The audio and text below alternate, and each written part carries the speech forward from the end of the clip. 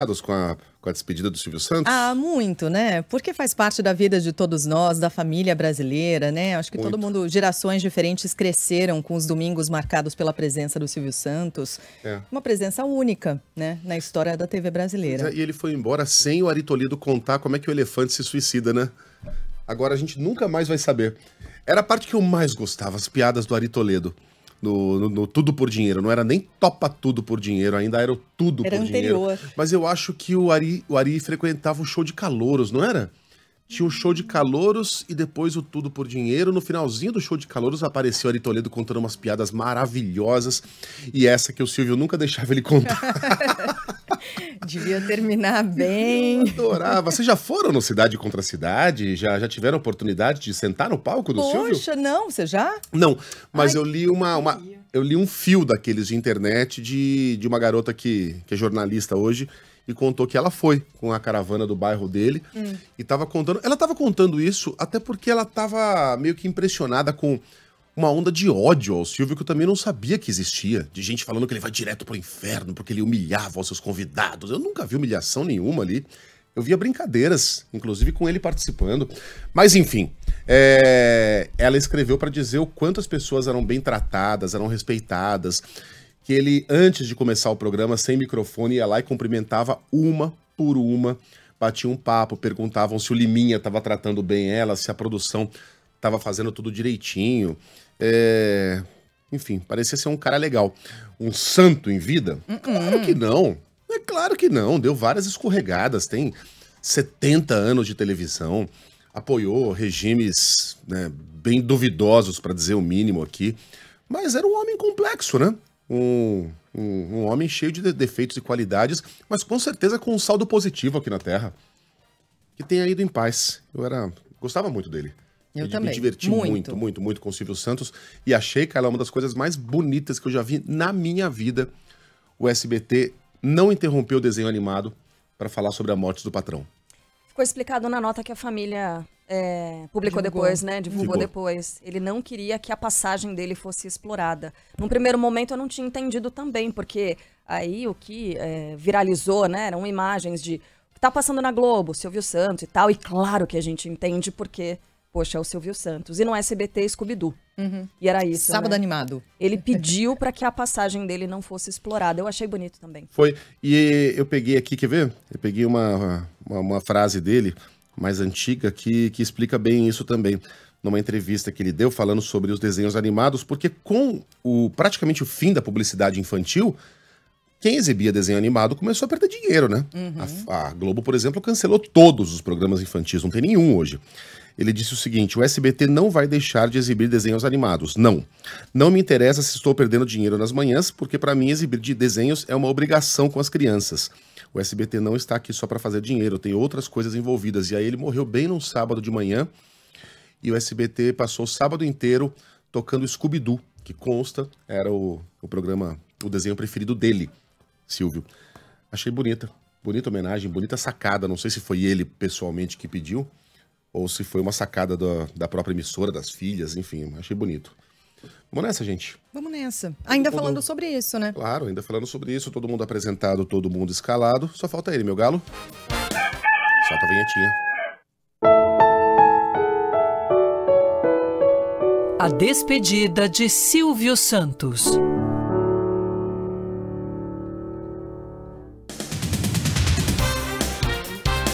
Bem, e o enterro foi de forma discreta, né, realizado ontem no Butantã, Zona Oeste de São Paulo, em uma cerimônia com amigos e parentes. Claro que dezenas de admiradores foram até lá, até o velório, mas a ocasião foi restrita. A pedido dele, segundo a própria família. Quem vai contar pra gente como foi é o Thiago Muniz. O enterro do corpo do apresentador Silvio Santos foi marcado pela simplicidade e discrição de amigos e familiares que compareceram à ocasião. O sepultamento foi realizado por volta das 9 da manhã deste domingo no cemitério israelita do Butantã, na zona oeste de São Paulo.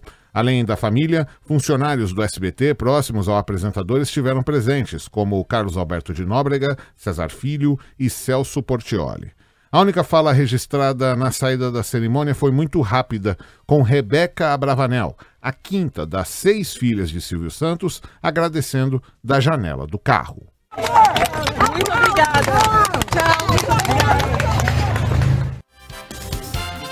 Nas redes sociais, o jogador Alexandre Pato, casado com a Rebeca Abravanel, publicou um vídeo para se despedir do sogro. Nas imagens, ele aparece brincando, Silvio, brincando com o neto recém-nascido, filho do casal, Benjamin, de somente 7 meses. Cadê a mamãe? Cadê a mamãe? Cadê o papai? Hein, Benjamin? Cadê a mamãe? Cadê a mamãe?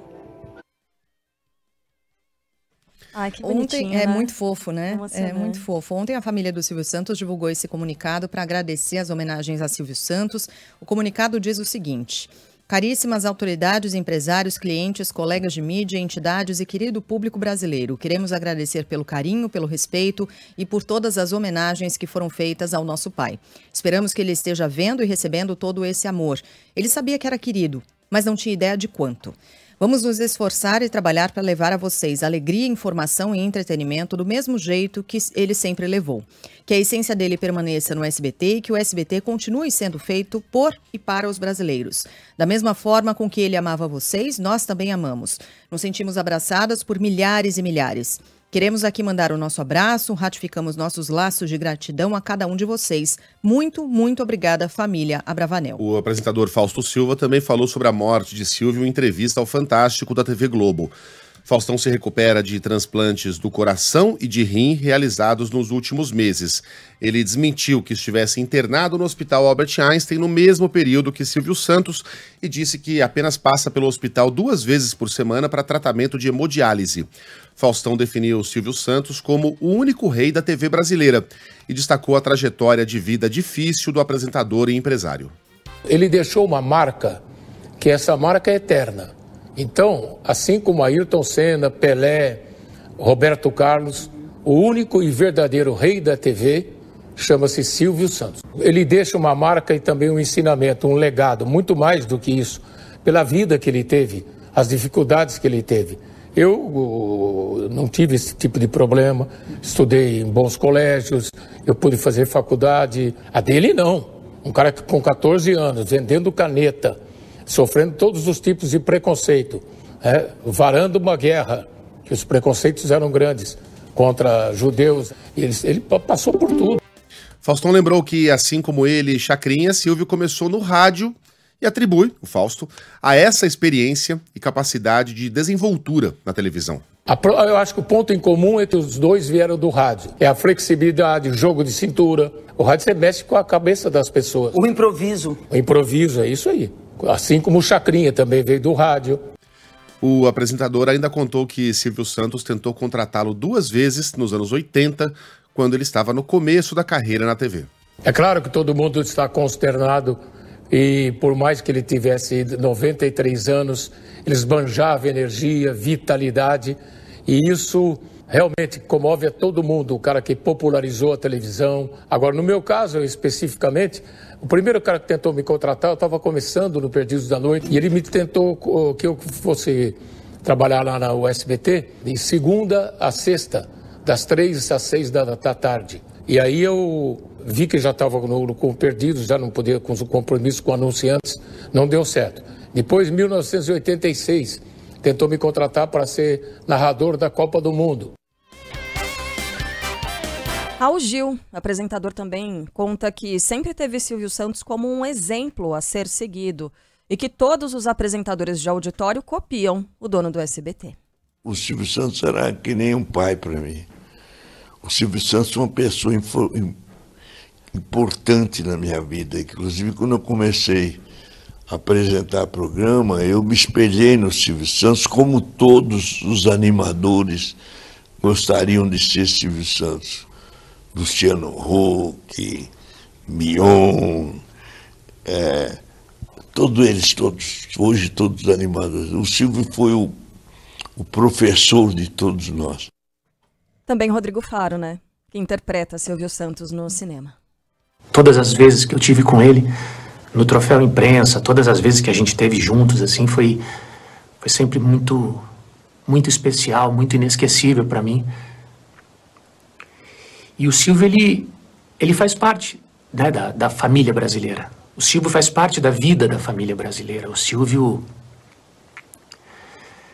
todo mundo sabe imitar o Silvio, todo mundo sabe falar como ele, e todo mundo tem um Silvio dentro do seu coração. E aí a gente descobre algumas coisas, por exemplo, em entrevista que o Boni, José Bonifácio de Oliveira Sobrinho, não o Boninho, o Boni, a lenda, né, da televisão, diz que chegou a assinar um contrato para trabalhar no SBT. Não sabia disso, não. Quando eu saí da TV Globo, em 2002, o Silvio Santos me convidou para ir para o SBT para assumir a direção geral do SBT, e nós fizemos um contrato. E no contrato previa que o Silvio Santos não podia interferir na administração do SBT.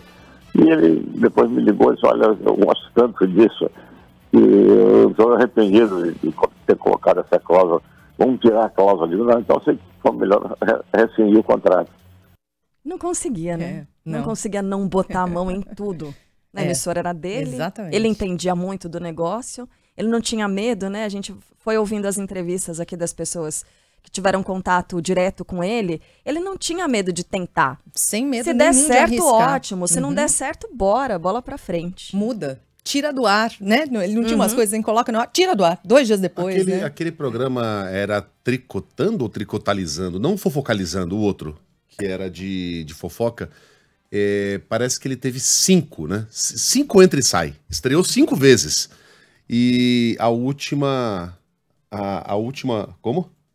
Tricotando, né? A última temporada, digamos assim, teve um programa. foi ao ar uma vez.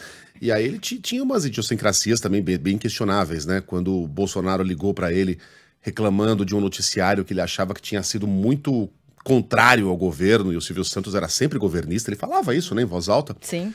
Tirou do ar o Jornal do SBT pela primeira vez em décadas. Não exibiu o programa, colocou outra coisa qualquer. Fora o Gugu, que foi contratado pela Globo, teve contrato assinado, já tinha figurino, já tinha palco pronto para gravação do piloto, tava tudo prontinho. Aí o Silvio: não, Gugu, não vai não. Ô Silvio, mas como é que eu não vou? Já tá tudo pronto.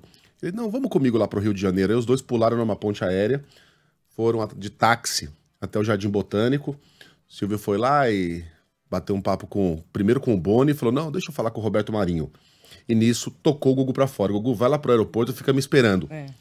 E o Gugu foi lá, ficou lá na casa do Pão de Queijo esperando. Isso nos idos dos anos 80 ainda, né? E aí passam umas 2 horas, o Silvio volta: tá tudo resolvido. Vamos voltar, você continua com a gente, vai ter um aditivo, vai ganhar mais, vai fazer parte do domingo. E o Gugu disse que nunca soube. E agora a gente não vai saber mesmo, né? Que diabo ele disse lá pro Roberto Marinho para convencer simplesmente o Roberto Marinho a cancelar um contrato que já estava assinado com o Gugu. Agora, a Carla estava falando sobre essa característica que foi citada por muitos dos nossos entrevistados, né? A de não ter medo de inovar, de criar. Quantos formatos criados no entretenimento e no próprio jornalismo por Silvio Santos, né? Nessa tentativa de o tempo todo inovar. Ou formatos trazidos e aprimorados aqui dentro, adaptados para o público brasileiro. Muitos. De game show, nossa, quanta coisa, quantos programas de entretenimento. E no próprio jornalismo, o Boris Casoy foi um dos nossos entrevistados, trabalhou por uma década no SBT, desfaz aquela mentira ou aquele mito de que o Silvio não gostava do jornalismo. Pelo contrário, apostou muito no jornalismo em diferentes momentos. E o Boris foi um dos entrevistados que falaram aqui sobre o tamanho e a importância de Silvio Santos. Definir o Silvio Santos é uma tarefa absolutamente impossível. Ele era um homem multifacetado. Você tem o Silvio Santos com a cabeça do apresentador, do artista, né? Generoso, que era a figura predominante, na minha opinião, da mente dele. E você tinha, do outro lado, o Silvio empresário. Ele criou a figura do âncora na TV, Isso. no Brasil, coisa que não existia até então. Foi o TJ Brasil com o Boris Casoy, depois com o Carlos Nascimento, depois com a Ana Paula Padrão. Ana Paula, talvez antes do A Ana Paula Padrão foi contratada para o SBT Brasil. Foi a criação do SBT Brasil, que aliás está no ar até hoje, né? O TJ Brasil acho que acabou com o São Boris, 19 então. anos, né? 19 anos já de SBT 19 Brasil. anos em agosto, agora. Até então, o que é o âncora? O âncora é o apresentador que faz comentários, que tem uma posição editorial, e ele foi lá e pegou o Boris Casoy, que era, se não me engano, na época, o editor-chefe da Folha de São Paulo.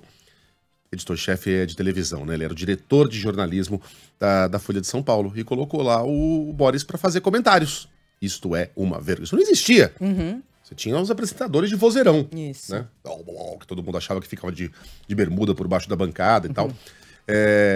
Boechat é um filhote disso aí. Né? O âncora com uma visão editorial, enfim, com comentários e tal. Isso começou no SBT.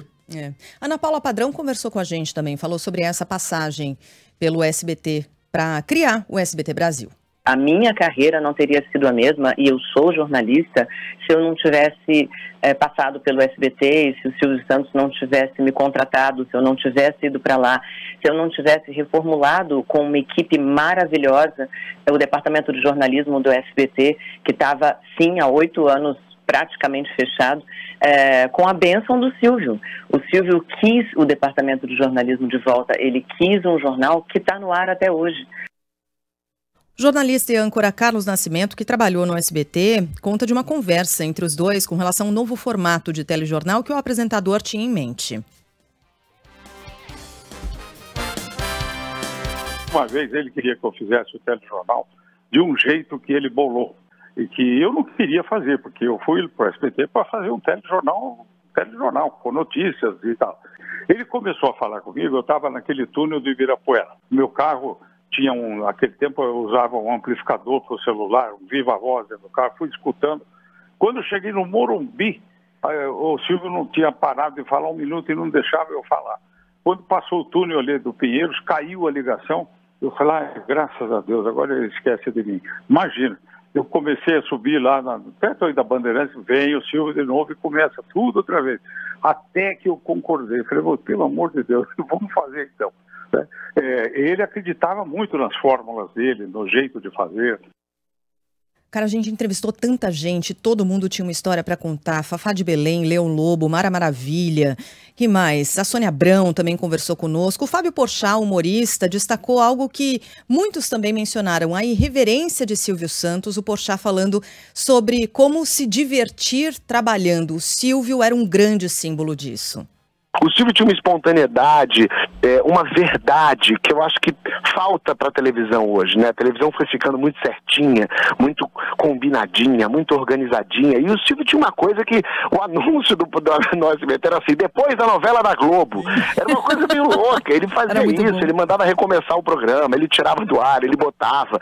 Tinha um caos ali, uma anarquia dentro de uma emissora de televisão muito curiosa, que fez muito parte de um combinado ali que não se faz, né? Peraí, na televisão não pode fazer isso, e com ele não tinha isso. Isso era muito engraçado, né? A imprevisibilidade do SBT. Eu me lembro daquele selinho que ele colocou na tela e que ficou durante 50 minutos, porque ele foi lá e programou o filme Rambo 2 para concorrer com a novela Vale Tudo. Que era um sucesso tremendo, tinha lá 70% quem matou do Odete Reutemann. E ele colocou lá no cinema em casa o Rambo 2. Aí, não era a Globo, a Globo fez uma coisa que nunca fazia. A novela durava 1 hora, ponto final.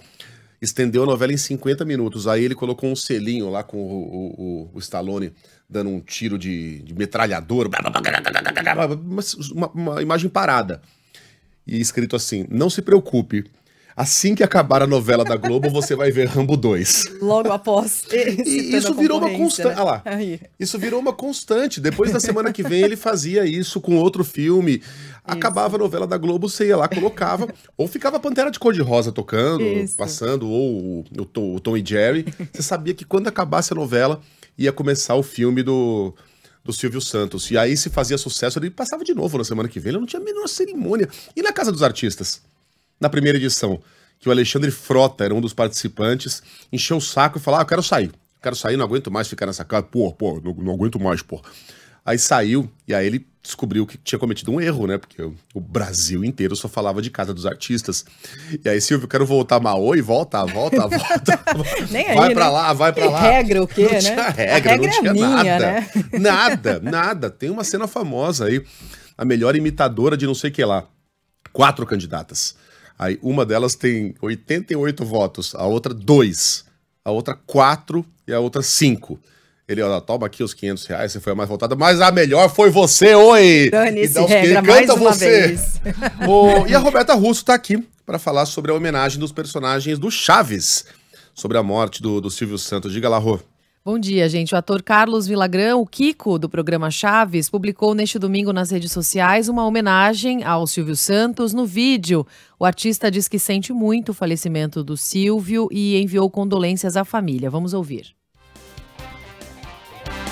Queridos amigos de Brasil. Queridos amigos do Brasil. Com profunda dor me uno a vocês pelo falecimento de Silvio Santos. Despedir desse senhor que foi uma lenda, a esse senhor que foi sinônimo de amabilidade. Me uno à dor de todos vocês e peço por ele, que o Senhor o receba com todo o amor que nos faz falta na terra, muito amor, e mando um beijo a todo mundo. E sinto muito o falecimento. E sinto muito o falecimento de Silvio Santos. E a atriz Florinda Mesa, a dona Florinda, do programa Chaves, publicou também nas redes sociais mais uma homenagem ao apresentador. No Instagram, Florinda publicou o seguinte: Silvio Santos, agradeço por abrir a porta da alegria aos meus amados brasileiros com os programas Chespirito, o Chaves e o Chapolin. Esse legado e tudo que você fez ficará para sempre no meu coração, do Brasil e no meu também. Adeus, amigo, e por favor, dê um abraço no meu Robert, que é o Roberto Bolanhos, era marido da dona Florinda, o Chaves. Boa, valeu, Rô. Bem, o presidente Lula também falou, né? Relembrou momentos em que esteve com o Silvio Santos, em declaração a jornalistas. Vamos acompanhar aqui o que ele disse.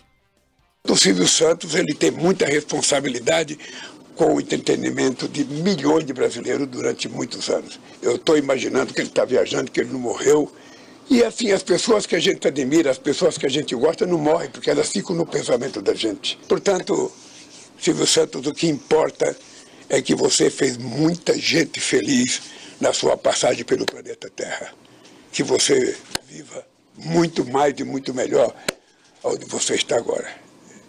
Teve também uma passagem relembrada aqui pelo presidente Lula, que foi aquela da crise do Banco Pan-Americano, né? E o Silvio Santos, bom, a gente vai conversando com as pessoas e eu ouvi uma senhora dizendo, olha, eu me lembro muito daquela época em que ele não negou a crise e que ele colocou, inclusive, todo o patrimônio dele à disposição, né, para saldar as dívidas, ele não queria enganar ninguém. E o presidente Lula lembrou dessa época também, que o Silvio Santos teve medo de ser preso, nesse caso envolvendo o Banco Pan-Americano. Eu posso contar uma coisa para vocês da seriedade do Silvio Santos. Quando teve aquele golpe no Banco, Pan-Americano, o Silvio Santos me procurou aqui, muito preocupado, eu era presidente da República, ele estava com medo de ser preso, eu dizia, Silvio, primeiro não há por que te prender, nós vamos fazer investigação, o Banco Central vai ajudar a cuidar disso, o Ministério da Fazenda, e vamos ver como é que a gente resolve o problema. E o problema foi resolvido. Ele deu como garantia, inclusive a televisão dele, coisa que muita gente não quer dar ao seu patrimônio, ele deu. Eu achava mais interessante porque ele ia no programa dele, ele contava a história no programa dele. Ele não tinha vergonha de dizer quem ele era.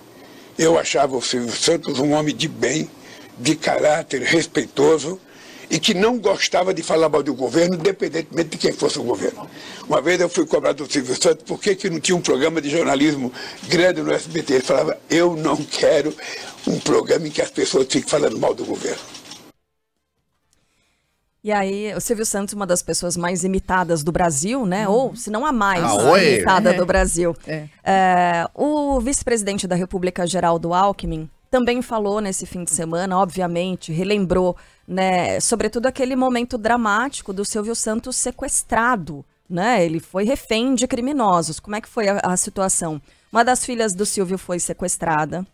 Aí, em seguida, o autor desse crime, ela foi libertada e tal, né? Eles ficaram foragidos, os criminosos. Teve aí aquela entrevista esquisita na sacada, né? Super, né? Que ela se debulhava de amores pelos sequestradores, né? Então. E aí o autor do crime invadiu a casa da família, fez o próprio Silvio Santos apresentador, o Alckmin era governador nessa época. Chegou aí até a casa e o Alckmin contando essa história parece, na verdade, uma pessoa imitando o Alckmin. É interessante, parece o Arthur Kovre imitando o Alckmin.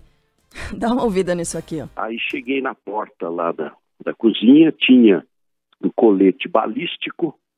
Aí eu falei, Silvio, é Geraldo Alckmin. Aí entrou o Silvio Santos em ação, né? E impressionante como ele é tranquilo, né? Ele falou, olha, esse rapaz é muito bom, ele vai estudar e ele vai fazer faculdade e tal. Eu falei, olha, eu vou passar aqui para o capitão De Luca, siga imediatamente as ordens deles e vou ficar aqui do lado. Aí realmente o capitão deu as ordens, ele entregou as armas e, graças a Deus, o Silvio Santos foi salvo e o sequestrador preso. E aí a esposa dele ligou no celular dele e eu me lembro da resposta dele. Meu bem, não foi dessa vez. Como quem diz, estou salvo, né? Tem mais uma história bizarra envolvendo isso aí. Não sei se vocês sabem, eu entrevistei esse personagem muitos anos atrás. Vocês vão se lembrar que quando acabou o sequestro na casa do Silvio, aqui no Morumbi, a Patrícia e uma amiga, ela estava com uma amiga, que foi dormir na casa dela, porque o sequestro tinha acabado e tal, ninguém imaginava que o cara fosse voltar lá. As duas correndo em direção à polícia, de pijama. Lembra disso, Sheila? Uhum. Ela e uma amiga. Acho que era uma amiga de escola. Ela tinha 16 anos na época e tal. Essa amiga depois voltou pra casa e os pais meio que pagaram uma viagem pra ela esfriar a cabeça. Ela participou de um sequestro, afinal de contas. E aí ela foi pra Nova York. Passar uns 15 dias em Nova York. Isso era dia 5 de setembro de 2001. Uma semana depois aconteceriam os atentados das Torres Gêmeas. Ela estava hospedada a 2 quadras do ataque. Você imagina o que foi a vida dessa garota? Eu não me lembro o nome agora, eu entrevistei. Alguém deve lembrar e alguém vai escrever aqui pra gente. Em uma semana, ela viveu o sequestro na casa do Silvio Santos e o ataque às Torres Gêmeas em Nova York. Agora, sabe que esse evento aí do sequestro do Silvio vai virar filme, já virou filme. Já virou. E deve estrear na próxima semana. Já na próxima semana? No dia 17. Desculpa, dia 17 foi a data da morte do Silvio, né? Então deve estrear agora na próxima semana. Esse é do Faro, né? Em que o Rodrigo Faro vive Silvio Santos. E o mote do filme é essa negociação do sequestro, né? Eu tava ouvindo a entrevista do Fábio França com o diretor desse filme aqui no fim de semana, no sábado, né? E é muito interessante porque, segundo o diretor, o sequestro, ou o Silvio Santos, ele é colocado como o herói dessa história. Como disse o Geraldo Alckmin, né? Foi ele que conseguiu entrar na mente ali do criminoso, fazer toda a negociação e a situação se desenrolou por causa dele, desse talento que o Silvio Santos tinha com a comunicação, esse talento de convencimento das pessoas, né? Vai ser interessante ver esse filme. O diretor estava dizendo que, num primeiro momento, é uma obra não autorizada, tem muito de ficção nessa história, mas que o Silvio Santos e a família, eles não haviam liberado. E aí o Rodrigo Faro foi até o SBT, conversou com o Silvio Santos e convenceu, e o Silvio Santos falou, não, tá bom, pode lançar esse filme aí, você vê, né? Tava pronto pro lançamento e infelizmente acontece isso. Os ouvintes estão dizendo que dia 12 de setembro, será que é essa a data? Então, 12 de setembro é a previsão de estreia do filme. Obrigada aos ouvintes que mandaram pra cá, estão ligadíssimos e muitos dos nossos ouvintes... Desculpa, no próximo mês, eu falei na próxima semana, né? Isso. Desculpa. Mas é não, quase no próximo isso, mês tá? mesmo. Mês que vem, deve setembro. ser, porque dia 12 é quinta-feira, então... Então, 12 de setembro, é isso aí. Obrigada, Obrigada também aos ouvintes aqui que mandaram pra cá e os ouvintes, como fizeram ao longo de todo o fim de semana, compartilhando um pouco das suas memórias ou das suas experiências, gente que ia ali ao auditório, que ia às caravanas e tal. Tem muita história que a Sheila, minha xará, acabou de escrever, falando sobre a simpatia dele e a lida dele com o auditório, com a plateia, né? Isso era um fenômeno. Imagina você pensar num apresentador que lança aviãozinho de dinheiro, né? Você pensa assim, cara, a gente se acostumou a isso, mas é um negócio quase impensável, né? De você imaginar que acontecesse É dinheiro isso. dele mesmo, né? Dobrava a nota e lançava um aviãozinho para o público. E essa relação que ele desenvolveu com o público, né? Era muito interessante. O Otaviano Costa, numa das entrevistas aqui no fim de semana, falava sobre essa característica de comunicação que serve a todos nós, que era o seguinte: o Silvio, estava vendo até a entrevista dele com a filha dele, que estava no palco participando do programa, ele fala, você trabalha onde? Aí ela fala, no SBT, na holding. Ele, mas o que é uma holding? Mas onde fica essa holding? E ele sabia, é óbvio que ele sabe o que é uma holding, né? Quando ele entrevistava alguém e falava assim, mas você mora onde? Em Belo Horizonte. E onde fica Belo Horizonte? É óbvio que ele sabia que fica nas Minas Gerais, mas essa coisa de ele também se colocar no lugar do público, né? O tempo todo, de quem não sabe, foi uma marca dele ao longo de toda a carreira, né? Mesmo sabendo, ele se colocava no lugar de quem não sabe. Também por isso se notabilizou com gerações inteiras, famílias inteiras, né? Representando essas famílias. Essa é uma característica, além de, cara, como a gente falou e o Porchat falou, se divertir demais fazendo aquilo que era difícil, 10 horas no ar ao longo de todo o dia, né? Caramba, falando sem parar, né? A história do Porchat é muito boa, né? É ótima. ótima. Que a gente podia repetir esse trecho da visita dele ao SBT, né? Que ele escreveu A gente pode exibir um pouquinho mais tarde, talvez no Band News São Paulo, porque o que é um contador de histórias, né? O Fábio Porchat contando demais, né? essa passagem dele pelo SBT foi incrível, uma visita dele ao SBT. Bom, é isso. Morreu um personagem complexo, perfeito, longe disso. Muito longe. Homofóbico, gordofóbico, não sei se é homofóbico, não. O primeiro a dar oportunidade para transexuais no próprio palco.